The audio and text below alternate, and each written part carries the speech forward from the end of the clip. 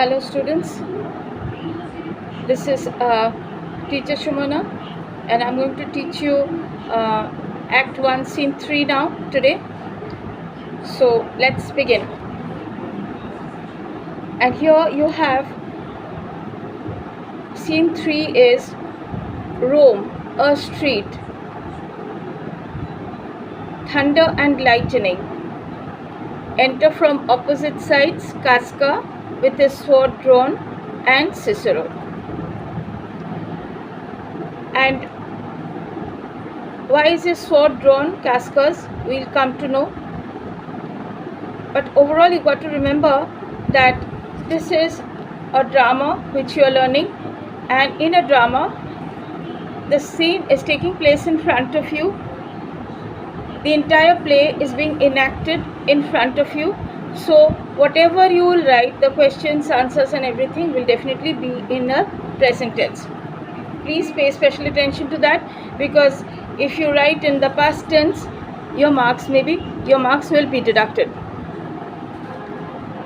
So Cicero says, "Good even, Casca," that is good evening, Casca.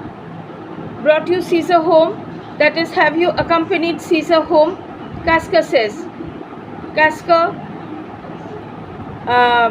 Then he says, "Why are you breathless, and why stare you so?" That is, why are you looking so frightened? Why are you running out of your breath? Why are you staring in this manner, in a frightened manner? To which Casca says, "Are you not moved?" That is, are you not disturbed? Are you not perturbed? When all the sway of the earth, that is the realm of the earth, when it is shaking like a thing unfirm, shakes like a thing unfirm. Now we have seen that during thunder and lightning, when there is a storm, there appears everything around, the trees, the buildings, the windows, all around, things appear to be shaking. But Casca seems to be a bit too frightened. I repeat the speech. I'll begin the speech once more. "Are you not moved when all the sway of earth shakes like a thing unfirm? O Cicero, I have seen tempests, when the scolding winds have ripped the knotty oaks." That is, I have seen tempests. Tempests are storms. I have seen tempests previously, but when the scolding winds, when the winds which are scowling around, when the scolding winds have ripped the knotty oaks, that is the oak trees which are very old oak trees, they are very strong, but the wind is so strong, is much stronger than that, and the winds have somehow managed to rip the oak trees apart. And I have seen the ambitious ocean swell. The waves of the ocean, they swell in such a manner that they have touched the clouds also, as they are hovering around the skies. That I have seen that also. The ambitious ocean swell and rage and foam, to be exalted with the threatening clouds. That is it appears to touch the clouds which are high up. But never till tonight have I seen, never till now did I go through a tempest dropping fire. Never till now have I seen a tempest dropping fire. Now, during lightning, we have seen that the tempest appears to drop, the storm, it appears to drop fire. We feel that there is, when the lightning strikes, that there is fire coming down from the skies, don't we? But here, I repeat, Cassius is getting a bit too troubled. He is feeling frightened. So what he is feeling is this: either there is a civil strife in heaven, that is, there is a civil war going on in heaven among the gods, or else the world, too saucy with the gods, or else the world who has acted over smart with the gods, have tempted them, that is, incenses them to send destruction, have tempted the gods above to send destruction down to earth. Cicero actually Why saw you anything more wonderful? Cicero actually is not at all superstitious, and he is not actually paying heed to the superstitious mode of Casca's mind. So what he says, why have you seen anything more wonderful? Casca says, a common slave. You know him well by sight. That is, Casca says that he has seen a common slave who is well known to everybody, who held up his left hand, which did flame and burn like 20 torches joined, and yet his hand, not sensible of fire, remained unscorched. That is, he held up his left hand. Which hand did he hold up? He held up his left hand, and which did flame and burn. The left hand started burning. It flamed. Okay. Like 20 torches joined. The flame was so bright, and yet his hand, not sensible of fire, that is, the hand is simply insensible of fire. The fire did not seem to affect the hand at all, and the hand, of course, remained unscorched, that is, unburnt. Besides, I had not put up my sword against the Capitol. I had not since put up my sword, that is,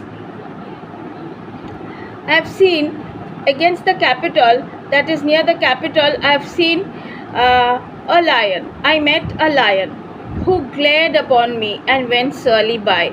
The lion, what did he do? The lion glared upon Casca and went surly by. Surly means, we've come across this word previously.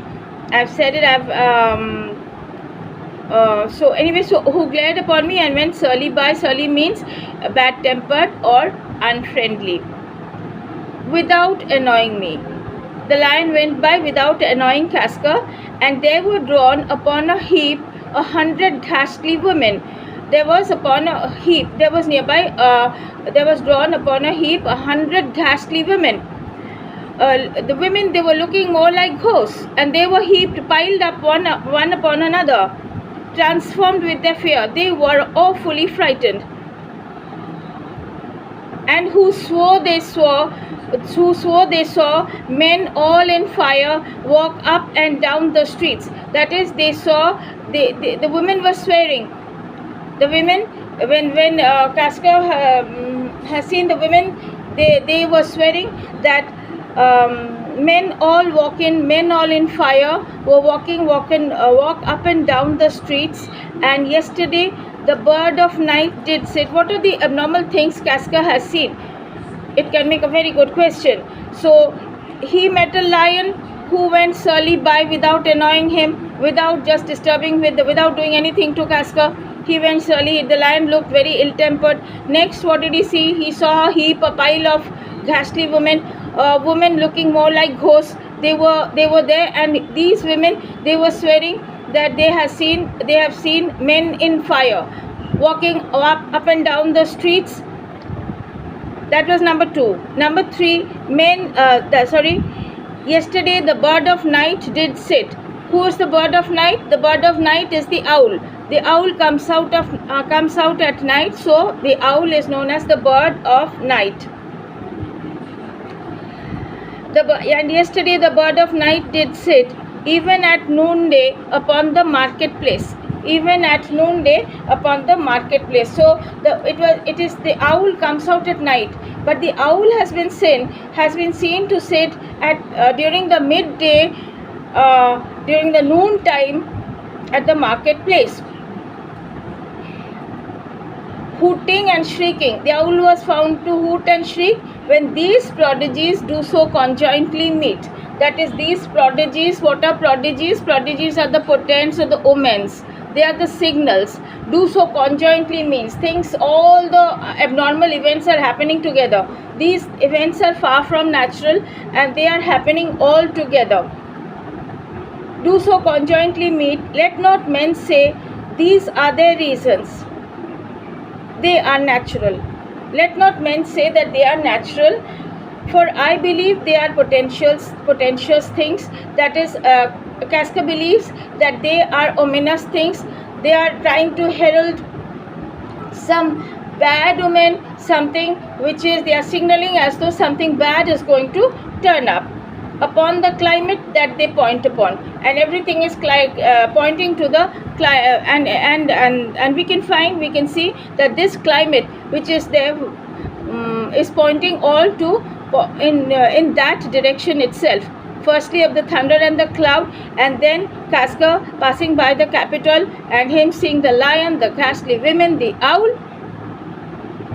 So he feels that everything abnormal happening together has definitely a very, very bad and evil signal.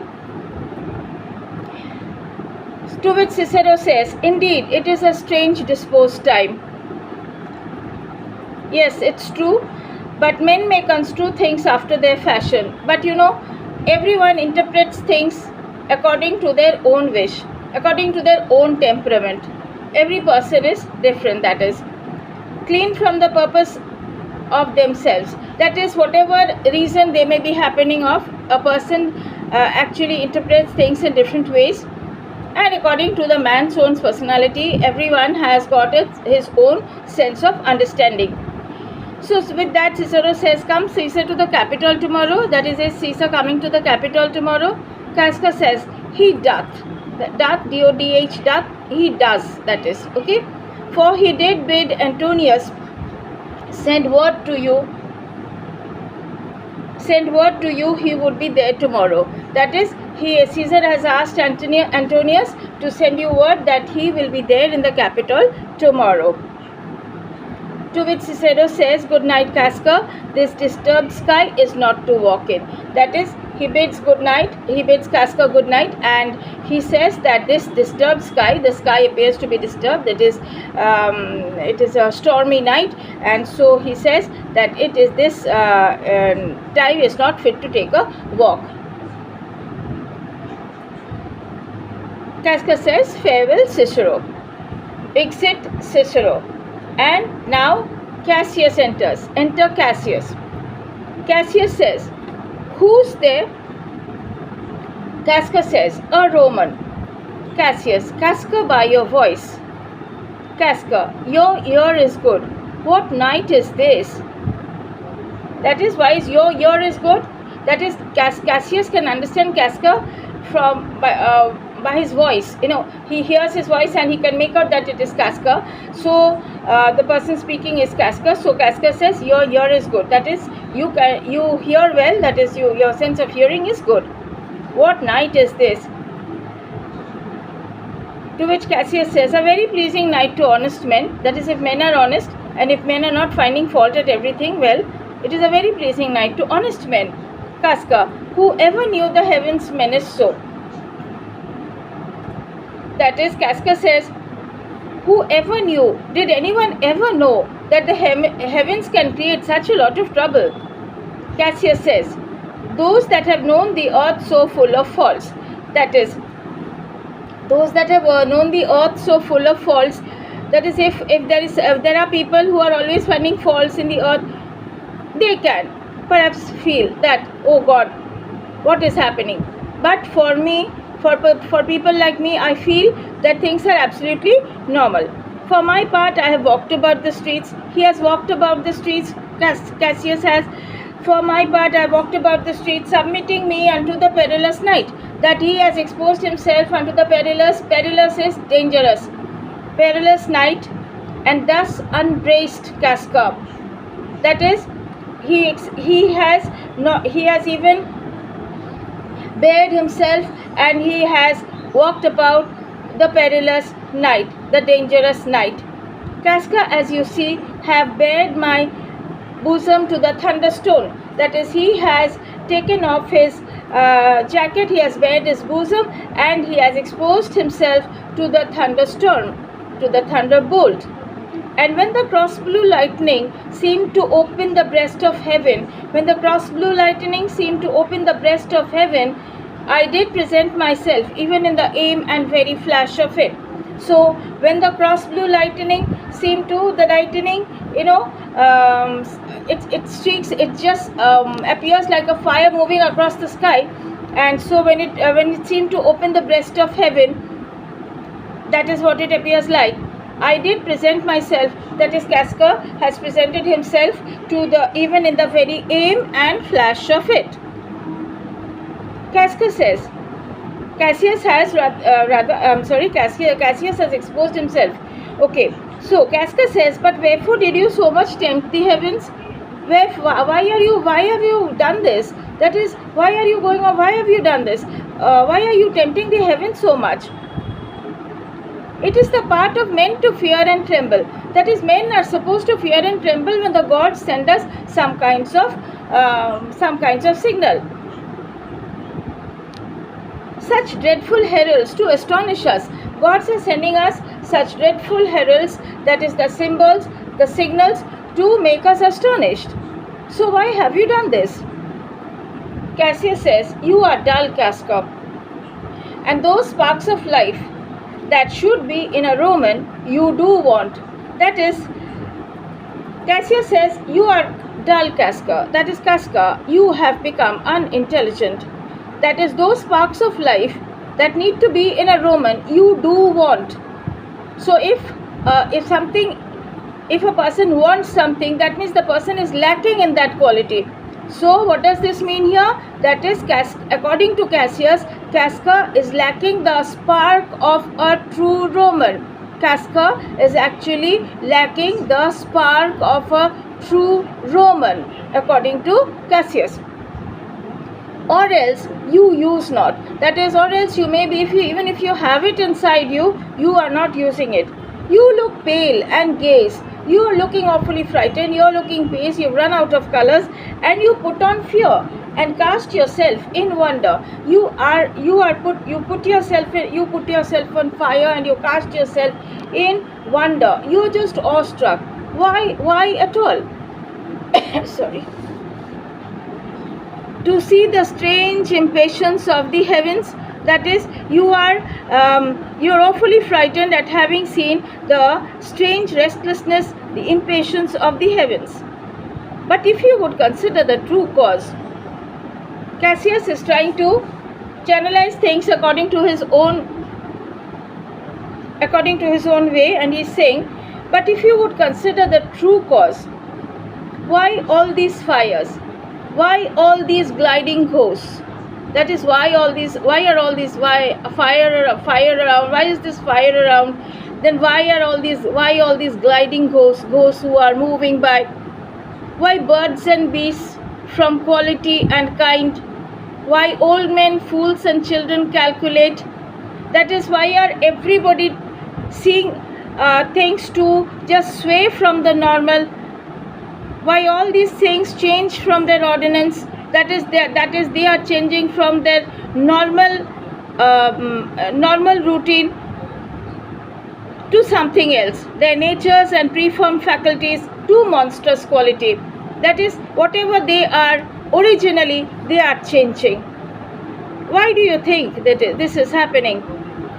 Why, you shall find that heaven hath infused them with these spirits to make them instruments of fear and warning. Why? Cassius tells that heaven has actually infused them, that is, heaven has actually fitted them with the instruments of fear and warning, so that they can become monstrous, and they are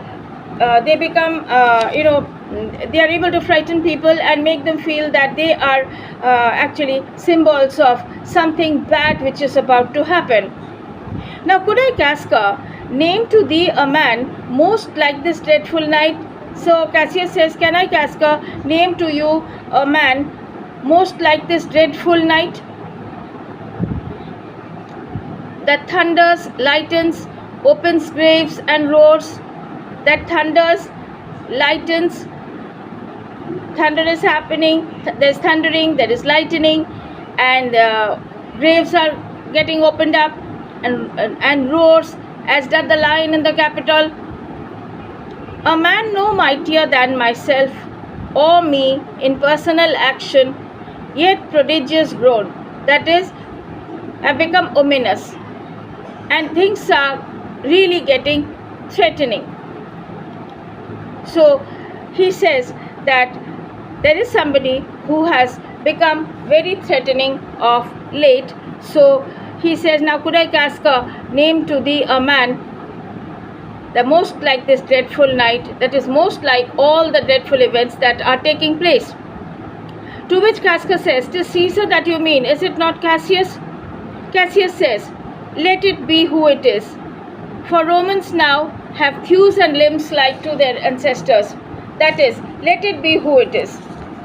So Cassius is now in full swing. He's trying to motivate. He's trying to put forth his own ideas. So let it be who it is. For Romans now have thews and limbs much to their ancestors. That is, Romans now have their hands and legs, that is thews and limbs. Thews are the sinews or the muscles, and their limbs, that is the hands and legs, much like their ancestors. But the while, but it really needs to be regretted, and that we say it's alas. That's the way we do, and we feel that we regret, and we say that, and he is saying, rather Cassius is saying, but all the while our fathers' minds are dead. That is, we may be looking like our fathers with our hands and limbs, but hands and legs, and with our muscles, but our fathers' minds are dead in us, and we are governed by our mother spirits. Women are actually taken in this way to be bundles of fear. They are frightened. They don't use their brains, and they are a weak sex. So that is why men are being compared. We are governed by our mother spirits. That is, instead of our father spirits, we are governed by our mother spirits, because our mothers are eternally happen to be eternally weak. Our yoke and sufferance show us womanish. So our yoke and sufferance, the way we are oppressed under somebody's pressure, somebody's tyrannical dominance, we appear to have become womanish, more women-like. That is, Casca says, indeed they say the senators tomorrow mean to establish Caesar as a king. So he is saying the senators tomorrow mean to establish Caesar as a king, and he shall wear his crown by sea and land, in every place save here in Italy. So Caesar shall become king, and he is saying that he'll not be king in Italy, but he'll be king in all other places. Cassius then says, I know where I will wear this dagger then. Cassius from bondage will deliver Cassius. Therein, ye gods, you make the weak most strong. Therein, ye gods, you tyrants do defeat. Nor stony tower, nor walls of beaten brass, nor airless dungeon, nor strong links of iron can be retentive to the strength of spirit, but life, being weary of these worldly bars, never lacks power to dismiss itself. If I know this, know all the world besides, that part of tyranny that I do bear, I can shake off at pleasure. So when Casca says that Caesar will be crowned king the following day, Cassius says, I know where I will wear this dagger then. That is, I know where I will place this dagger. That is, Cassius from bondage will deliver Cassius. Cassius plans to kill himself. Cassius from this bondage will deliver Cassius. He will clear off his bondage. He will just relieve his spirit and set it free. Therein, ye gods, you make the weak most strong. That is, he is saying, O gods, you make the weak most strong there. Therein, ye gods, you tyrants do defeat. That is, he feels that if he kills himself, Caesar gets defeated. That is, he is not there to tolerate his tyranny anymore. Nor stony tower, nor walls of beaten brass. That is, stony towers, walls of brass, nor airless dungeon, no strong links of iron, nothing can hold back his spirit, can be retentive to the strength of spirit. They cannot be stronger than the strength of his spirit. But life being weary of these worldly bars, if life is weary of these worldly bars, of the bars of the restrictions which are there to life, life is actually getting tired of them. Never lacks the power to dismiss itself. So life never lacks the power. Life is always very powerful to get the spirit inside to be dismissed and to kill one's own self and to set oneself free from the tyranny. If I know this, know all the world besides, that part of tyranny that I do bear, I can shake off at pleasure. If I know this and all the world besides, so that part of tyranny which he has to bear, this part of tyranny, his feeling is extended to him by Caesar, I can shake off at pleasure. That is, Cassius feels he can easily get rid of that. He can shake it off and set himself free. And there is thunder after this, which means even the thunder is echoing what Cassius is saying. Casca says, so can I. So every bondman in his own hand bears. Who is a bondman? A bondman is a slave. So every bondman in his own hand bears the power to cancel his captivity. That is, every bondman. Who is a bondman? A bondman is a slave. Now this slave, every bondman, he has in his own powers to cancel his captivity. That is, the state of slavery is actually the state in which the person is held captive. So he is saying that every bondman, that is every slave, can actually rid himself of the slavery or the state of captivity in which he is held. Cassius says, and why should Caesar be a tyrant then? Poor man, I know he would not be a wolf.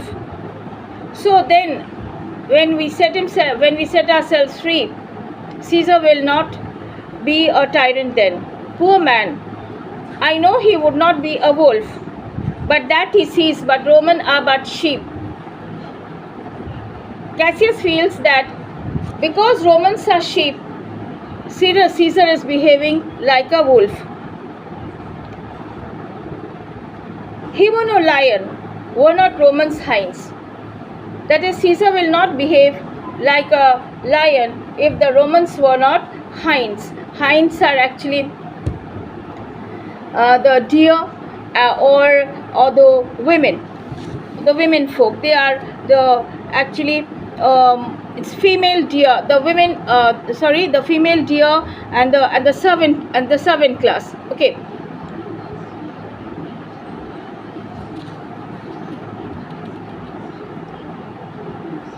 So if Caesar finds that men are no longer behaving like a female deer, or hinds can mean female deer, okay, the woman deer actually, the female deer or the servant class, then he also will not behave like a lion.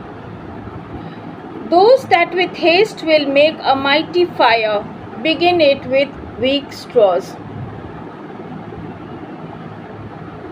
That is, those that with haste will make a mighty fire. So here, who is trying to make a mighty fire in haste? And who is beginning it with weak straws? And who are these weak straws? Let's read on to find out. What trash is Rome? That is, what rubbish is Rome? What rubbish and what offal? Offal is actually chips of wood with which fire is started. When it serves for the base matter, to illuminate so vile a thing as Caesar.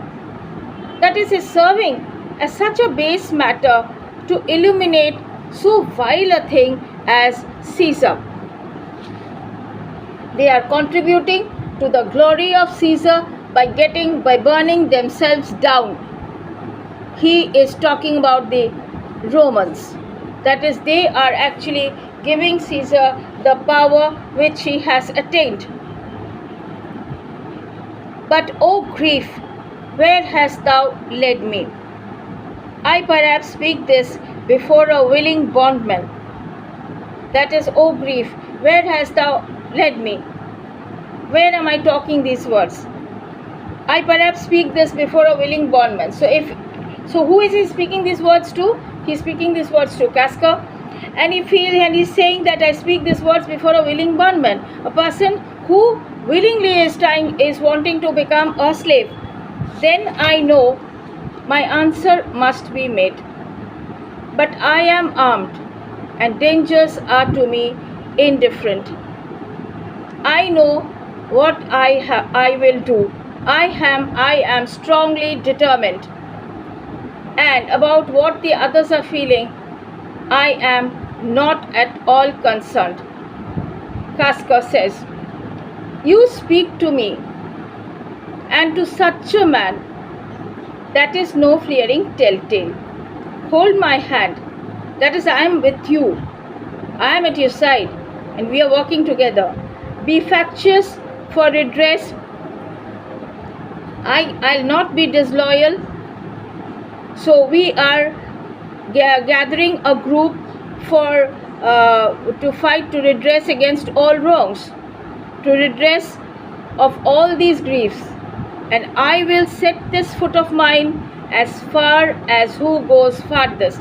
That is, I will be in the group, Casca says, and I will go to the furthest direction, furthest distance, the farthest distance, and to anybody who goes to the maximum length with that intention in mind. That is, we will be going against all the wrong that is being done to the Romans. So I'll repeat the speech once more. Casca, you speak to Casca, and to such a man that is no fleering telltale. Okay, so it is not a disloyal test. I cannot be disloyal to you. Be factious for redress of all these griefs. I am getting ready to be gathering all of us to redress against all wrong that is being done to us. And I will go as far as possible to the farthest distance, and I will accompany anybody who goes the maximum distance with this purpose in mind. So we'll continue with the rest of scene 3 in the next class.